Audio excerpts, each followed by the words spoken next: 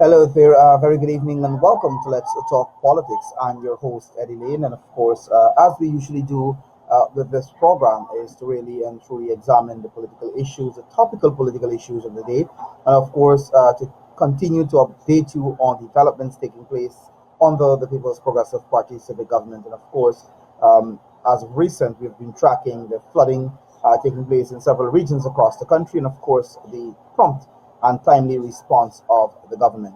I'm joined this evening by the Honorable Bishop Juan Edghill, the Minister of Public Works, and late in the evening, if you're not yet joined, by Sanjeev Datadin, Attorney at Law and Member of Parliament of the People's Progressive Party Civic. Bishop Edghill, good evening and welcome to the program. Good evening, Eddie, and good evening to all of your viewers and to all of your listeners. So good to be here with you tonight. Thank you very much. And of course, Bishop, if we can dig right into the program, we've had quite an interesting day yesterday, into today, where we've had a marathon sitting of the National Assembly. I think very few people have really experienced those. I can remember those back some time ago when we were doing budgets under the PPP, where you had a lot of sittings that ran into the morning hours and so forth. At least this parliament, at least in the last 5 years, people haven't experienced that because obviously you had a parliament of people, and this is no disrespect to the older folks, but you had a parliament of people who had to be home probably by 8, 9 o'clock to sleep. We saw a completely different scenario last evening. But more importantly, it's the agenda of yesterday into this morning's sitting of the National Assembly.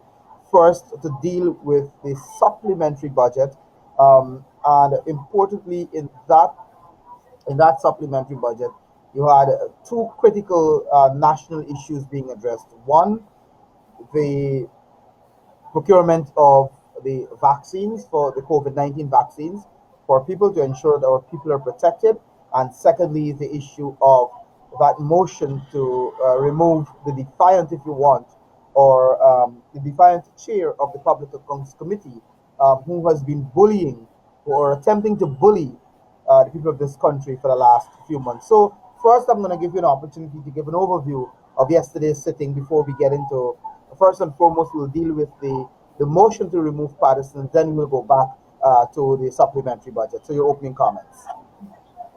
Well, Eddie, the PPPC yesterday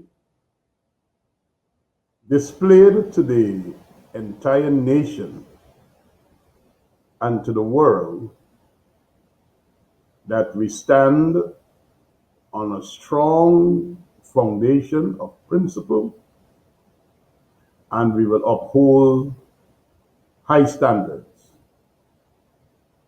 I say that to say that we have been struggling ever since the beginning of this year with the goings on or the happenings at the Public Accounts Committee, and more particularly the conduct or misconduct of David Patterson, aided and abetted by the other members of the opposition on that committee, stymieing the work of the committee, being unable to examine the Auditor General's reports, mainly because the period that we are examining, 2016, 2017, 2018, 2019,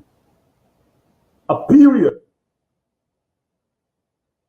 in which the APNU AFC held the reins of government and David Patterson, as Minister of Public Infrastructure, had some of the greatest violations and breaches of the Fiscal Management and Accountability Act.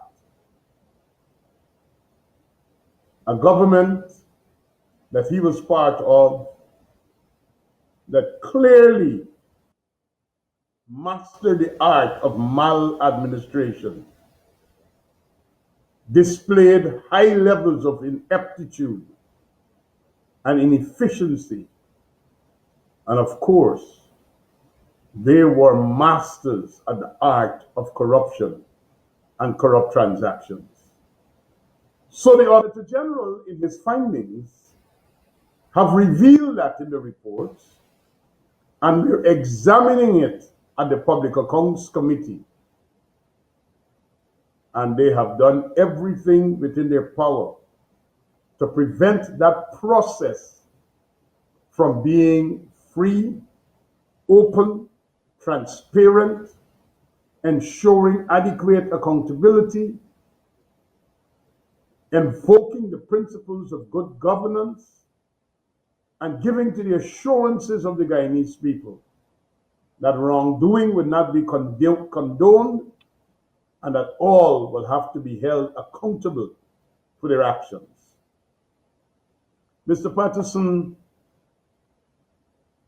I'm sure by now all of us would recall that I had cause to have an investigation into the goings on at the Demerara Harbor Bridge and the Demerara Harbor Bridge plan in particular.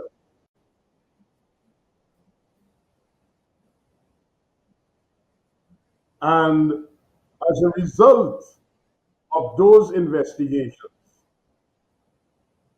revelations came to the public notice about the squandermania, the misuse of public funds, the overreach and the abuse of office and privilege for the personal benefit of Minister Patterson as he was then Minister of Public Infrastructure and other members of the APNU AFC cabinet. But then we had the case of the government funding a private company, Homestretch Development Inc., which was the company that was put in place for the Durban Park project. Mr. Patterson passing more than $500 million through HDMI. And we must remind ourselves who were the directors of HDMI. Principal was Larry London, famous Larry London, yes. He was one of the directors of HDMI and Rupert Rupnarine. And then you had the others. Funneling taxpayers' money to a private company. But then what was worse is that Mr. Patterson, who is also the General Secretary of the AFC, caused his ministry that he superintended to enter into an engagement with a gentleman out of Jamaica, Alson Stewart, who, when he was arrested in Trinidad, traveling to Guyana, and he had ammunition in his possession, made a statement indicating that the PPPC was trying to make political mileage over an innocent mistake that he made, and that was because he was an AFC strategist. So the gentleman from NEFPRO, Realization Inc., from which the Ministry of Public Infrastructure, under the leadership of David Patterson, purchased 3 mobile scales. His ministry, the General Secretary of the AFC, was buying scales from the AFC political strategists. So, buying from your friend. But what was terrible about this? The cabinet's no objection was late December. The letter of award was late December. The contract was signed early December, I think the 6th of December. The contract had no dates. It had no witnesses. It had no National Procurement and Tender Administration Board number, which means it wasn't a regular document that passed through the process. The contract called for 50% of the monies to be paid after the signing of the contract, and the procurement process is advanced. I think it was within 30 days. And the other 50% should have been paid at the time on delivery of the items. As of December 31st, 2016, the full contract sum in excess of $70 million was handed over to this company that is owned by the AFC's political strategist, of who Raphael Trotman, the leader of the AFC, when he visited Jamaica, said that they were strengthening the relationship with the PNP, and he was thanking them for loaning this political strategist, and he named him who helped them to win the 2015 elections. So it was not unusual for us to be able to say, this is something that needs to be flagged. A man has received 100% of the contract sum. And up until tonight, while I'm speaking on this program, Eddie, those scales are not in the possession of the ministry. But the gentleman is in possession of 100% of the contract sum. So one is left to wonder if this transaction that had a contract signed way before an award was made, a contract that had no date, had no witnesses, had no tender board number, if this was the AFC General Secretary paying the AFC election strategist by using taxpayers' money to facilitate that in the name of buying scales for his ministry, because the scales are still not at the ministry. I'm only asking that question. And I'm sure any logical mind who would like to follow this process would have seen, number one, the irregularity of the transaction, would have seen that this was total corruption, 100% paid, nothing delivered. The contract signed before the contract was awarded, before the tender board was able to award the contract, or the letter to issue the award was given. Weeks ahead, the contract is already signed. The contract has no date, no witnesses, no tender board number. What are we talking about? And this is the man, among all the other breaches that I will talk about tonight, that is sitting as chairman of the Public Accounts Committee, scrutinizing the conduct of the government that he was a minister of and a part of during the period 2015 to early 2020. And whenever you raised an issue and you spoke or asked a question, use the tactics of bullyism, strong arm, might is right, attempting to shut you down and silence you, unwilling to put matters to the vote to allow a democratic process to prevail. So we said we lost confidence in him. And last night, Because of his conduct at the level of the committee, it had to be elevated to the House for it to be dealt with. And even though that was completed sometime after 5:30 this morning, we were satisfied that we did the people's business and took care of the people's interests by ensuring we have a public accounts committee where the members and the chairman are people who have integrity, who would not bring the committee into disrepute, and who will ensure that we have a system where public officers could come and understand that they have to work out their accountability, because when they are interrogated or questioned, it is coming from people who can handle themselves and they are not themselves under a cloud.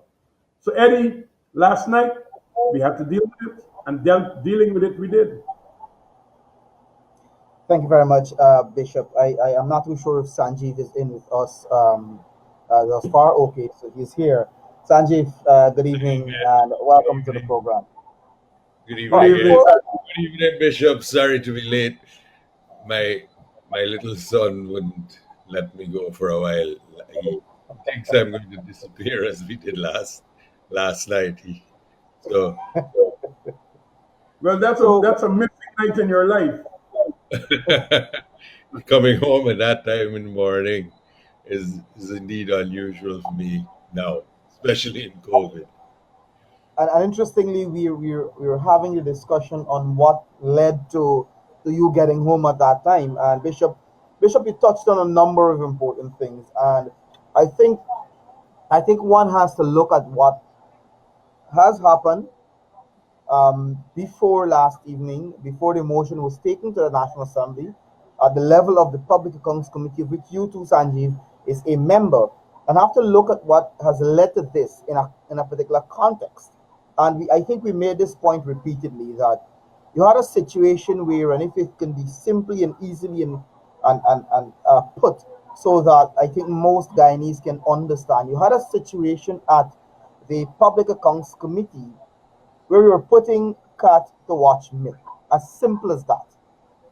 Patterson was the subject of a number of questionable transactions that were being examined by the Public Accounts Committee. So you had a situation where Patterson was investigating himself, was answering to himself.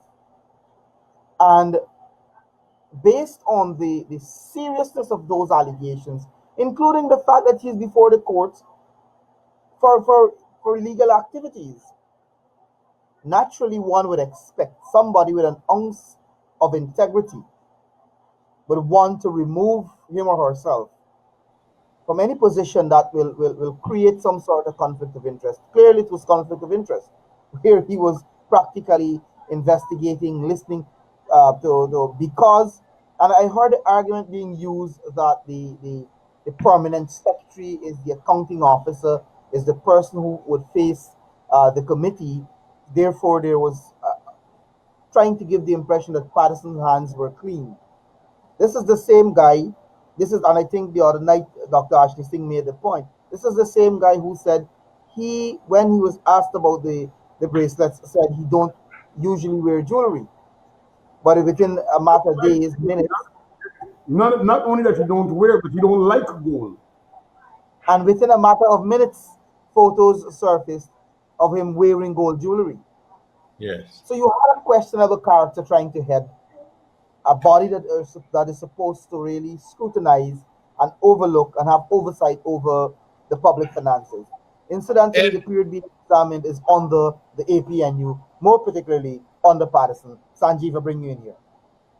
Ed, uh, Minister Edghill has outlined in his usual eloquent way these series of events that were leading up. There were the scales, there were the Demerara Harbor Bridge, there were the bangles, the bracelets, the bed sheets of gifts. There were all these little things that were building up. But if we look just for a brief moment The PAC is the Public Accounts Committee, that is to scrutinize government spending that is passed in a budget. Parliament passed the budget and authorizes government to spend this money in an appropriations bill.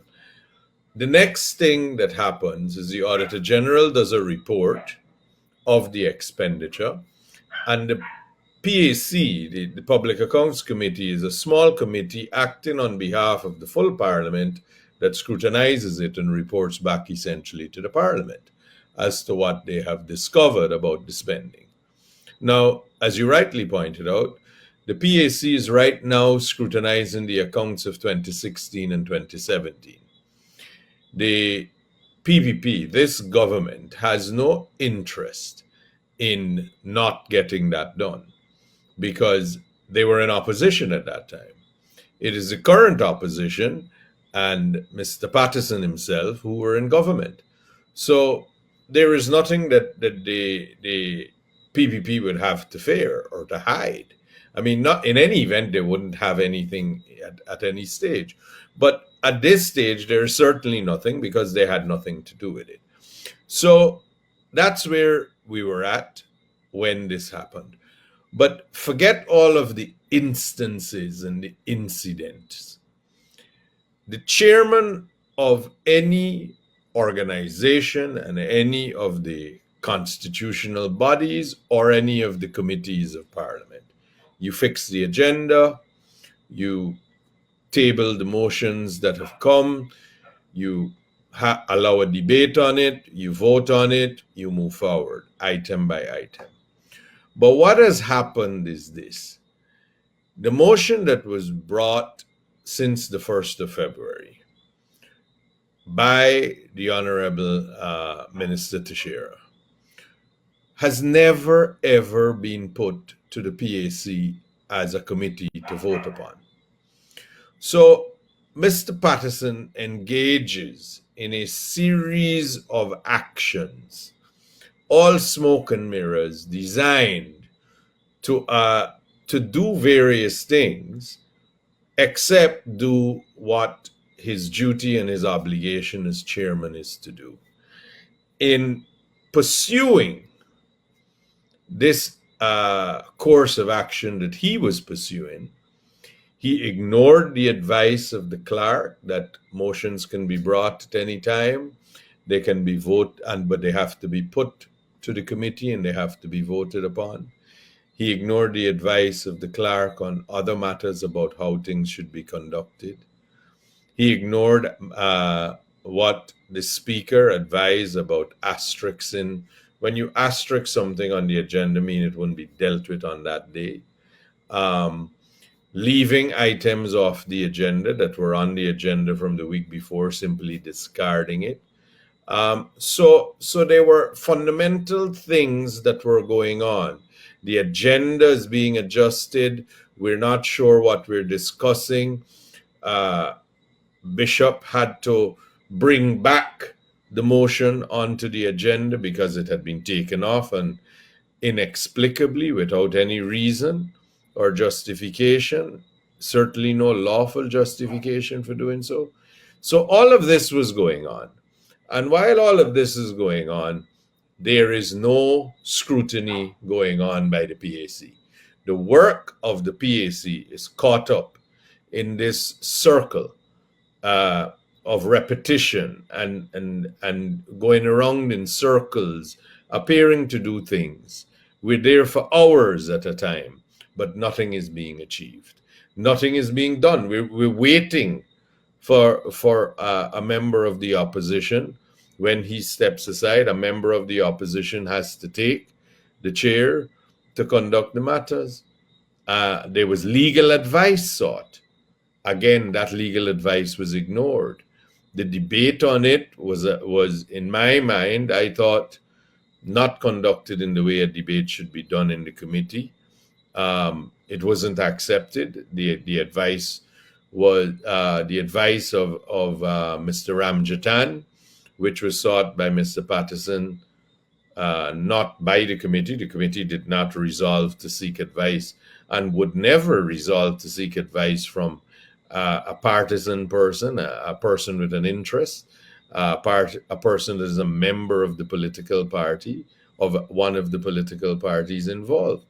So these things would never happen. But it comes down to, we have the background, which Bishop has so eloquently explained in chapter and verse to you.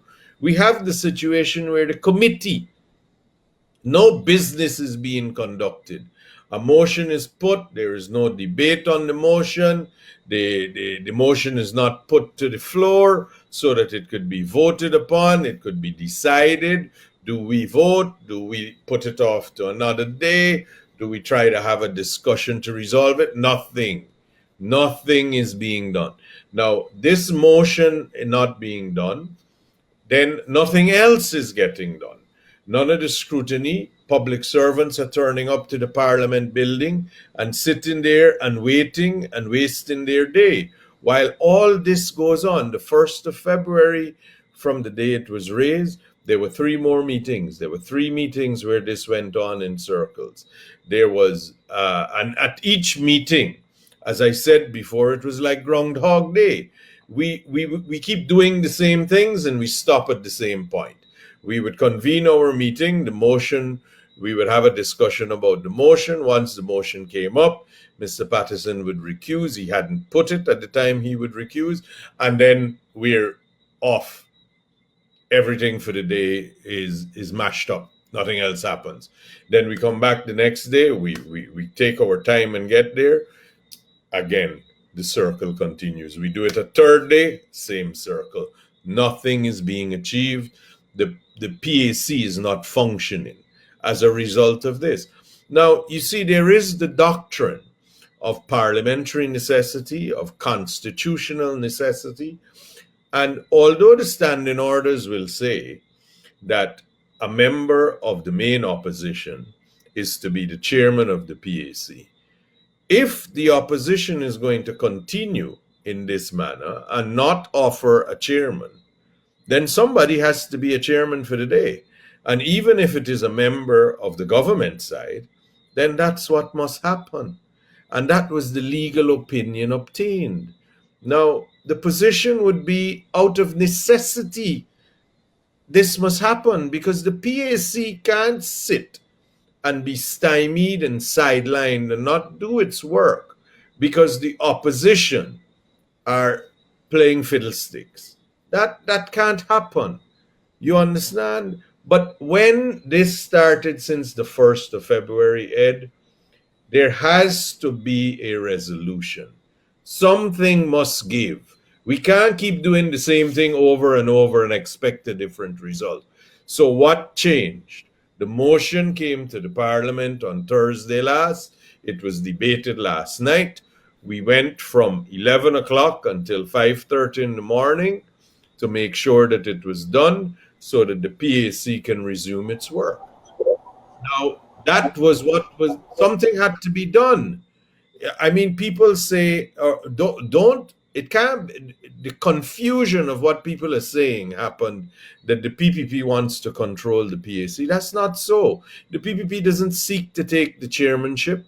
The PPP is seeking to take a man who, for all the background that has been outlined by Bishop as to why he would be someone who should not be there, someone the public would not have confidence in being there. Forget that. The actual running of the PAC is not taking place. The meetings are not held. No decision is being made. The motion is being brought up, and at every time that happens, the day is over. So we're doing no work. So we have to do something to move forward. Mr. Patterson keeps doing the same thing as chairman. Then we need to have a chairman that's prepared to move forward, to do the work that the people of Guyana expect and the Parliament of Guyana will require a report for. So we need to move forward. There is no doubt that something had to happen. What happened last night had to happen. We have to clear it up. We have to move forward. We can't have a chairman who is a law unto himself. to decide on what he wants to do. Can't work, Ed. It just can't work. Thank you very much, Sanjeev. And interestingly, you made the point briefly there, and I think it's something that we have to reiterate as much as possible, Bishop, is the fact that the other impression that is being made or being given by the opposition in their usual misinformation or usual style of misinformation is that somehow the PPP, the government wants to take over the Public Accounts Committee. There is no intention. It has been said repeatedly by the PPP, by Minister Teixeira and many other members of that Public Accounts Committee that the government has absolutely no interest in taking the position. What the government wants is to remove a man who has been defying parliamentary practices, who has been defying standing orders, who has a number of questionable issues hanging over him, who is before the courts, and who seemed to be using his usual bullyism and trying to bully members of the Public Accounts Committee by not calling meeting and so forth. So we have to continue to make that point, Bishop, to establish the fact that this is about removing a person who is unfit for the position, and the fact that the PPP has absolutely no interest in that position. Well, Eddie, we have to observe the constitutional principle, the constitutional doctrine, that a man is innocent until proven guilty. And with that presumption, we could only speak about the facts and what we know. So the general manager says, I bought a bracelet for several hundreds of thousands of dollars for the minister for his birthday. The minister says, I never got one. The general manager says, not only I bought gifts to him, but all the other agencies that fell under him bought gifts. So I went and I asked the agencies to provide me with the information, which I had in my hands last night in the parliament. All gifts that were bought. These things amounted to millions of dollars. And not only for himself, but then Minister Annette Ferguson herself, who was his junior minister, she also benefited. And in one instance, the Minister of Finance, then Minister of Finance, benefited. So they were having a nice field day. But this gentleman, who is supposed to be scrutinizing the government, leading the charge to keep the government honest, says to the whole world, what they're talking about, I don't know anything about that. Never got any bracelet. A denial, the exact same posture that the APNU AFC took when they were caught as it relates to the signing bonus that they had received from ExxonMobil. But these are the days of Facebook and social media. So people went to various posts and pictures on Facebook and checked Mr. Patterson from head to toe, and they circled and pasted on their profile pages and so on, the man wearing his bracelet. And he said he had nothing to do with gold. He don't like gold. He said he buys his own computers and his own phones. But all of that agencies purchase for him. I'm talking here millions, multiplied millions of dollars. And the man don't see anything wrong with lying to the public, misusing your office, abusing power, misusing entities to satisfy your own personal interests, and is refusing to resign as chairman. So let us correct some information that went out. We were not asking for David Patterson to be removed from the committee because the opposition can name their members to the committee. The government can't name the members of the opposition to the committee. But certainly we were saying the chairman is the face of the committee.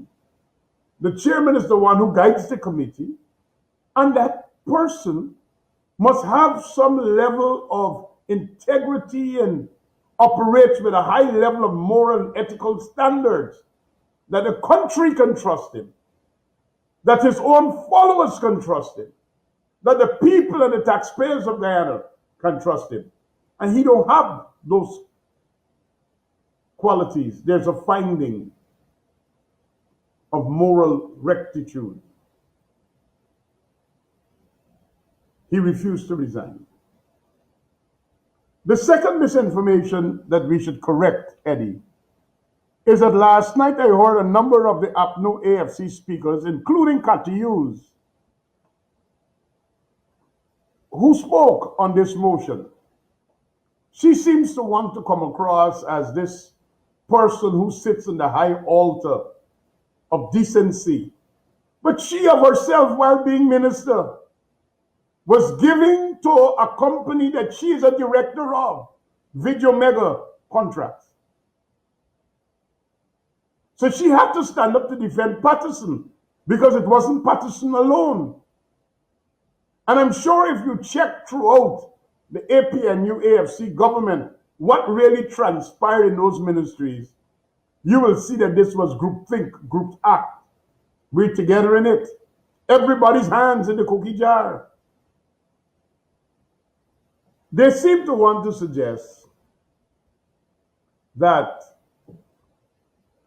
the removal of Mr. Patterson as chairman of the public accounts is an attack on democracy. Well, what is democracy? Democracy is rule of the majority. That is what democracy is all about. The rule of the majority. The PPPC restored democracy to Guyana. The PPPC matured democracy in Guyana for 23 years. In the last 5 years, we had the worst form of autocratic, dictatorial behavior. We've gotten back into office. We had to fight for democracy. The elections were completed, and for 5 months, they would not give up power. They lost the no confidence motion, and for 14 months would not call an election. And these are the same people, including Cathy Hughes, who stands in the parliament to say that it's an attack on democracy. What was she a part of? We're still looking for the Russians. We are still looking for the Russians that she proclaimed as a justification of not wanting to give up power because they were undemocratic.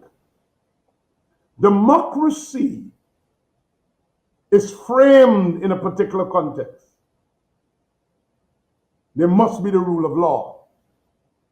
You got to follow rules. A society must be rules-based.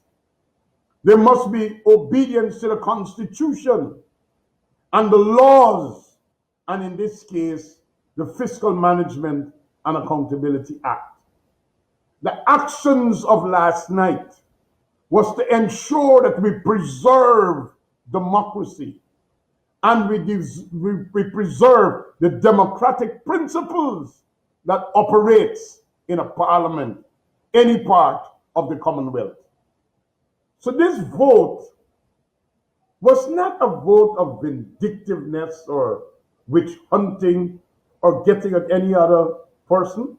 It is about preserving democracy, ensuring that Guyana remains among democratic nations where the rule of law preserved. We have to fight for that. We had to spend 24 hours a day for 5 months watching ballot boxes to ensure they weren't tampered with. We had to sit for more than 1 month and recount every vote. And we had those who were seeking to spin narratives, including Mr. Mahai Paul, who got up last night and spoke in such a way that you want to know if there's anything that he knows that is truthful, or even if he has the capacity to speak the truth. But what is important, and I believe the people of Guyana needs to know, that we in the PPPC have put ourselves out to the people as a working class people, a pro-development people, a pro-democratic people, people who will work with principles of transparency and accountability. And even though it took us several hours into the wee hours of this morning, we had to do the people's business. The third misinformation that they were trying to spread last night, Eddie, had to do with us wanting to put somebody to chair the Public Accounts Committee. But let me make it very clear. We said it during the debate. We believe that the chairman of the Public Accounts Committee must be somebody from the opposition, more particularly the main opposition. And we were not attempting to change that. We were attempting to say to the opposition, is this the best you could give us to be chairman of the Public Accounts Committee?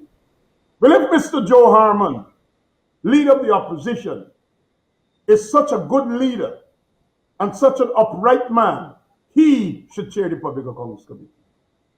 If Cathy Hughes believes that she is the epitome of decency and honesty, well, then why don't she chair the Public Accounts Committee?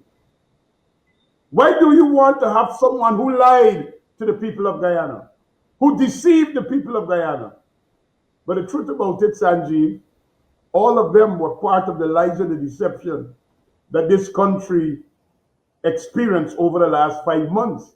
So they're all peas in the same pot. So they can't sanction each other. They can't. So here we are at a very interesting time. And the bottom line is, as of last night, David Patterson is no longer the chairman of the Public Accounts Committee. I believe the next step would have to be the Speaker would have to summon the members of the committee and conduct an election for a new chairman, of which a member of the opposition should be elected as chairman of the Public Accounts Committee. That should be the next step. Mr. Patterson will take his seat as a member of the Public Accounts Committee if he so desires. But like Comrade Gail Teixeira said last night in the debate, no one should be so entrenched and entitled to a position that they think that they cannot be removed. If a government could be removed by way of a vote of no confidence, why can a chairman of a committee be removed? Isn't it logical? And I like the way she put it. So all this spinning and circling and the spinning of narratives is like they still have the big tent outside of Ocean View where they go and just fabricate and create some illusion and then spill it out as if it is truth, and people start arguing about it. People are tired of that kind of a behavior. The APNU AFC needs to do better.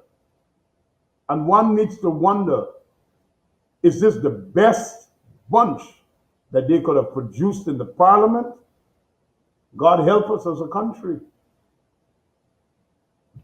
But Bishop, when you look, before I bring you in, Sanjeev, the last point that you made there about if this is the best bunch, it may very well be. It may very well be. When you look at what is in Parliament, the conduct of some of the people in Parliament.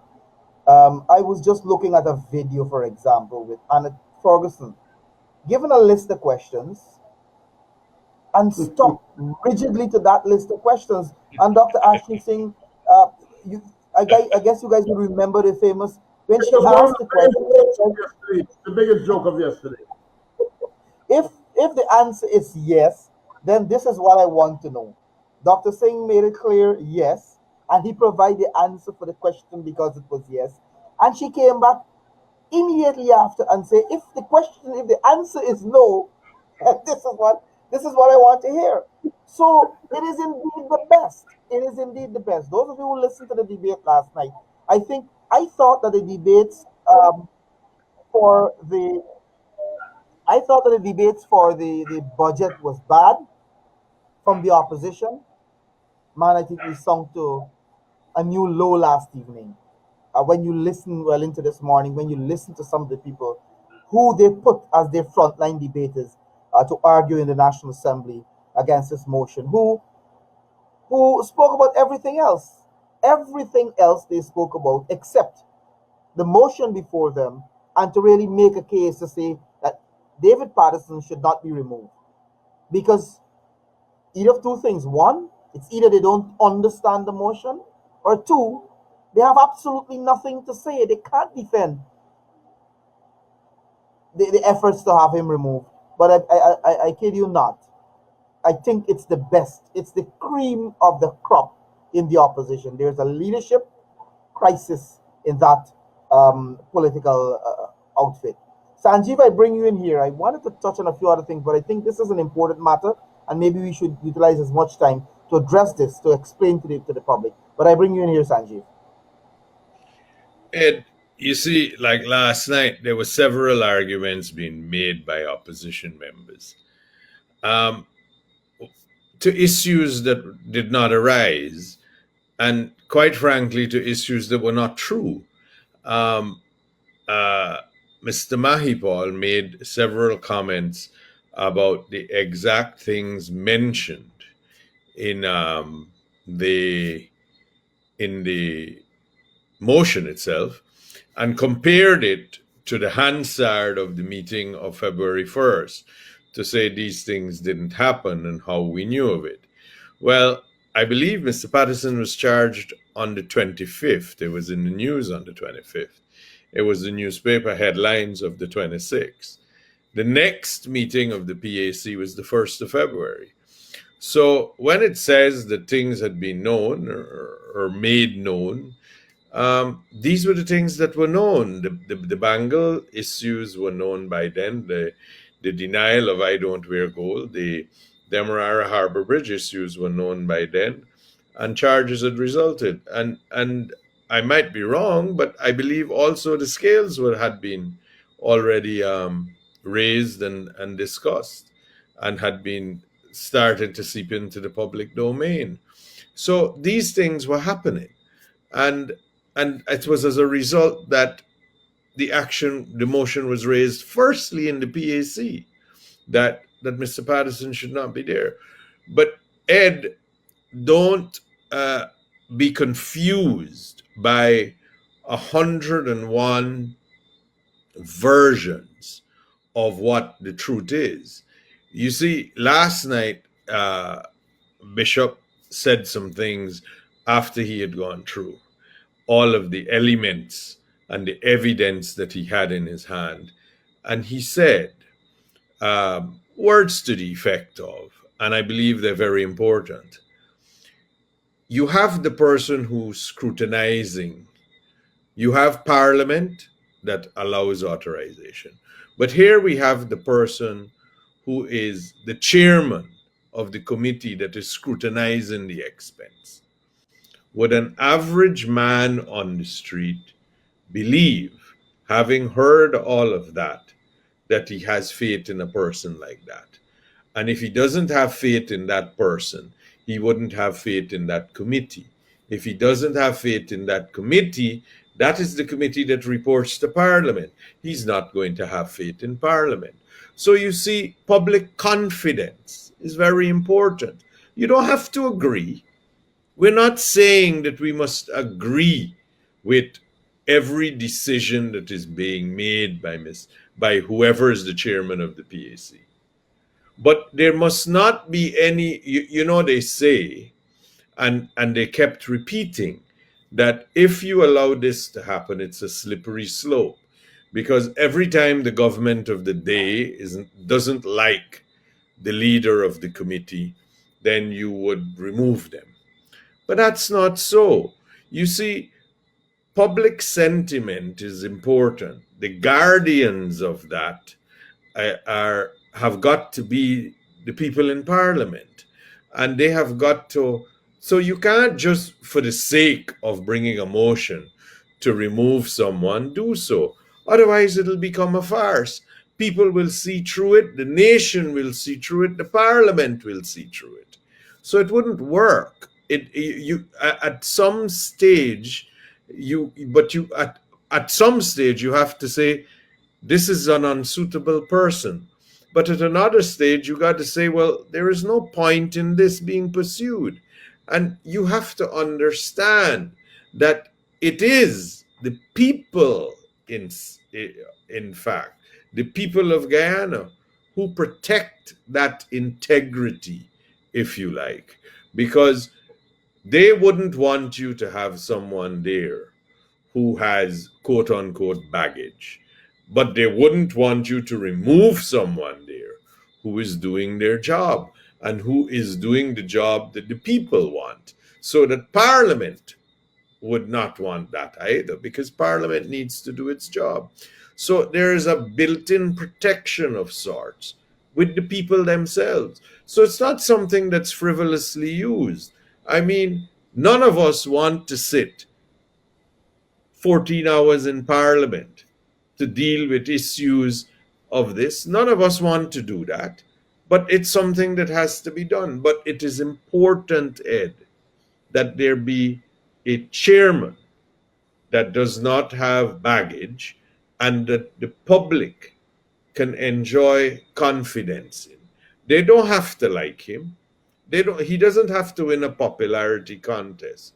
But at the same time, he's got to try to stay out of the criminal justice system.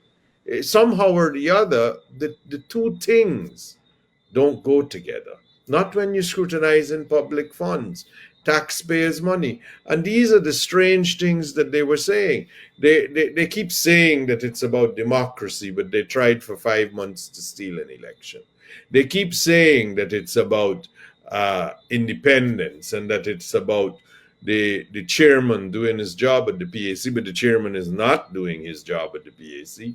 He's not fulfilling the obligations that he should. He's not putting the motion to the vote. They say that they're sorry for people who have been unemployed and sorry for people who have lost their jobs, but they fired the entire sugar industry and all the villages around it. They've destroyed those economies, which the Irfan Ali led administration is now rebuilding. Those whole community economies are on the move again. So, Ed, you can't say one thing and do something else. But you know that's something that's very common with the opposition. They don't care what the problem is. They come up with an explanation, unrelated, unconnected, bears no connection to the reality of the situation. And they promulgate it as if it were a response. And then they research it and they say, oh, this is it. But it's not the issue. It's the same thing about when during the elections, did you see the SOPs? Some said yes, some said no. And then in the end, they said it didn't matter. Mr. Patterson himself said, yes, they have the SOPs, but they would only show it at the appropriate time. Ed, unfortunately, the appropriate time is apparently not even here now. Thank you very much, Sanjeev. But you ask an important question. We're almost out of time. I'm going to give Bishop the chance to close the program, but you ask an important question. And when you look at things in retrospect, though, Bishop and Sanjeev, really, really, who exactly the APNU AFC is going to vote? Are they going to vote Mahi Paul? Mahi Paul had 4 government jobs at the same time. So he may have to answer how he was being paid from 4 different places. Are they going to put Sherrod Duncan? He's still to account for that $5 billion from Chronicle. Are they going to put Ramjatan? He has questions to answer. And the list goes on. Harman, they're going to put Harman. He has questions to answer about his trip to the China and all sorts of things. So you have a situation where they're in a real crisis. That you have a group of people that you don't really have nothing to pick from, and that is the situation that they're in. But you know, repeatedly. And when you look at what is happening now and you add them together, you see a pattern of we do what we want and we bully our way. That is how the opposition is operating. They operated that way in government and they're operating the same way in the opposition. Somehow they think that I don't know if they think that they are still in charge and they still can bully people and all sorts of things. And interestingly, before I hand over to you, Bishop, to close the program, I just want to bring to the attention of our viewers the fact that despite all that have been said, and they sold us propaganda about change of government in the U.S. and what will result, that the PPP will be thrown out of office because Trump somehow had a hand in installing, quote unquote, the PPP in office. But guess what? His Excellency, within the last 24 hours, had a meeting with the chair of the Foreign Relations Committee of the U.S. House of Representatives, Mr. Meeks, the same man who they wanted, well, initially they thought that he would have been on their side, who was calling for their removal. So I heard Rickford Burke is on Facebook somewhere crying and screaming about Meeks meeting with His Excellency. And we're seeing that the only people who still think that, and I heard the word illegitimate and installed government repeatedly last evening, they are the only group of people who still think that way. That is why they have found themselves where they are. Bishop, I give you the chance to close. Eddie, in a civilized society where we are moving towards rapid economic development, where we're seeking to transform our society, educate our people, ensure that there is adequate health care, ensuring that we eliminate poverty and there is equitable distribution of our resources. In a society where we are looking to ensure that people get their own houses and we create employment to deal with the issue of unemployment, giving opportunities to our young people and ensuring that while we attract foreign direct investment, there's adequate local content. An irresponsible opposition who only knows to play the bully card or the race card is totally irrelevant. And I believe they are working themselves into a place of complete irrelevance. They're already irrelevant in so many different ways. Just listen to them on Facebook. It will appear that these people who are leaders, who are paid by taxpayers' monies as MPs, they don't have to speak the truth. You could imagine they're saying some of the worst things about the speaker. And then they get up to say, Mr. Speaker, we believe that you are the best. But writing on their Facebook page some of the most derogatory things, do they actually believe people would believe them? It has become comical, laughable, and it is beyond a state of acceptance. Guyana is developing. People in Guyana want development. The PPPC in government is bringing development. We are faced with a serious global pandemic, and we have a double whammy of flooding. But your leaders, the president, the vice president, the prime minister, the other members of cabinet, and our leaders in our various structures are all like one army confronting the challenges that we face. Things are not perfect, but we are getting it to be better than what we inherited. What you need is a responsible opposition who is holding government's feet to the fire, asking the right questions, ensuring that things go the right way, not people who are seeking to create diversions, spin narratives, and ensure that people are confused. That kind of behavior is being rejected, must be rejected. The divisive rhetoric, the race hate and the race baiting and the bullyism will not be accepted by the people of Guyana, because the people of Guyana are becoming more conscious, more aware. Their appetite for betterment is great, and they are reaching for the stars because Guyana is on the rise. So, Eddie, petty, infantile politics coming from Harman and his 30 will not cut it right. The people of Guyana is looking for great leadership, and we are committed to the PPPC to provide that kind of a leadership. Bishop, I want to thank you very much. Sanjeev, I don't know if you have anything to say in closing, but I think Bishop has quite nicely wrapped things. I'm going to give you a chance, though, in a minute or so to. Bishop, as always, is very complete and very thorough. I just want to take one step to the side from what we were discussing online and repeat again, Ed.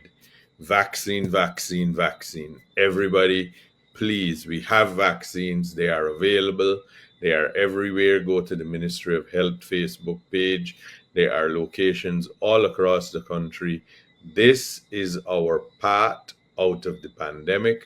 We all heard Minister Frank Anthony yesterday explaining in great detail the efforts and the troubles and everything to get the vaccines and to get it to our people.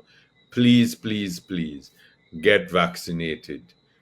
Good night, and may God be with you. Thank you very much, Sanjeev, and I'm happy that you close on that note. And imagine we're in a situation where you have people in the on the other side of the Florida National Assembly who've taken their vaccines, and they're busy coming up with all sorts of lies and misinformation about the cost of vaccine and all sorts of things. And they could have expended the same energy to encourage people to take their vaccines, and they have already taken their vaccines. I don't even want to get into that discussion, Bishop. I see you're raring to go. Maybe we'll have to go for another hour if we get into the discussion of vaccines and what they're doing, the lies and misinformation and the whisper campaigns that they're spreading. But gentlemen, I want to say thanks for being part of tonight's program. Of course, we're going to have that conversation on vaccine and everything else in our next program. But until then, I say thanks for being part of the program. To our viewers, we want to say thanks for watching. Have a good rest of the evening. Bye for Good now. night, Bishop. Good night, Ed. Good night, and thanks for sharing.